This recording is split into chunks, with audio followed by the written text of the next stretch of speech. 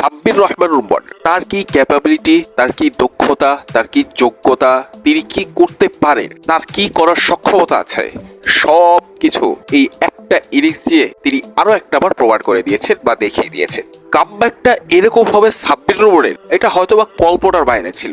33 বলে 82 রানের ইনিংস।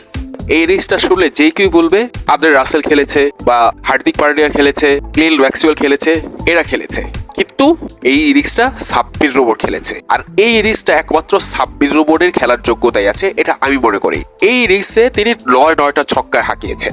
এক ইনিংসে 9 ছক্কা হাঁকানোর যোগ্যতা এবং সক্ষমতা একমাত্র সাব্বিরেরই আছে, এটাও আমি মনে করি। কেননা এর আগে বাংলাদেশের কোনো ব্যাটসম্যানকে আমি এইরকম ইনিংস বা এক ইনিংসে এতগুলো ছক্কা আমি মারতে দেখিনি বা খেলতেও দেখিনি। যদি কেউ খেলে থাকে এরকম ইনিংস, তো কমেন্ট বক্সে আমাকে একটু জানিয়ে দিবেন। আমার মাথায় আসছে না এখন পর্যন্ত কোনো নাম, একমাত্র সাব্বির ছাড়া। বাংলাদেশের একমাত্র এরকম ইনিংস খেলার যোগ্যতা বা সক্ষমতা এই সাব্বিরেরই আছে। কিন্তু দিন শেষে সাব্বিরের মধ্যে ফ্যানদের একটু তো মন খারাপ হয়েছে, একটু না অনেকটাই মন খারাপ হয়েছে, কেননা তার দল ঢাকা ক্যাপিটালস ম্যাচ হেরে গিয়েছে। কিন্তু সাব্বির রহমান সবসময়কার মতো সবার মন জয় করে নিয়েছেন। এখন সবচেয়ে বড় প্রশ্ন হচ্ছে, সাব্বির রহমান কি আবারও জাতীয় দলে ফিরবে? জাতীয় দলে কি আবারও দেখা যাবে তাকে? জাতীয় দলে না হোক, জাতীয় দলের রাডারে তাকে দেখা যাবে?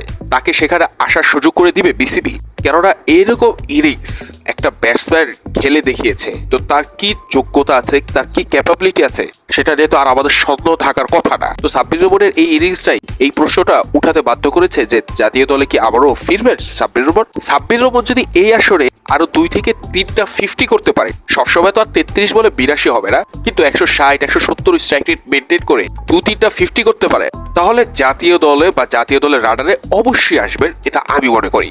আপনাদের কি মনে হয় সেটা অবশ্যই কমেন্ট বক্সে জানাবেন। আর আপনাদের মধ্যে এখন জাতীয় দলে সাব্বির রহমানকে কারা কারা দেখতে চান, জাতীয় দলে না হলো জাতীয় দলের রাডারে সাব্বির রহমানকে কারা কারা দেখতে চান, তারা অবশ্যই কমেন্ট বক্সে জানাবেন। আপনাদের কমেন্ট নিয়ে আর সাব্বির রহমানকে নিয়ে স্পেশাল একটা ভিডিও আমি বানাবো, কেননা এরকম ব্যাটসম্যান বাংলাদেশের খুব খুব খুব প্রয়োজন।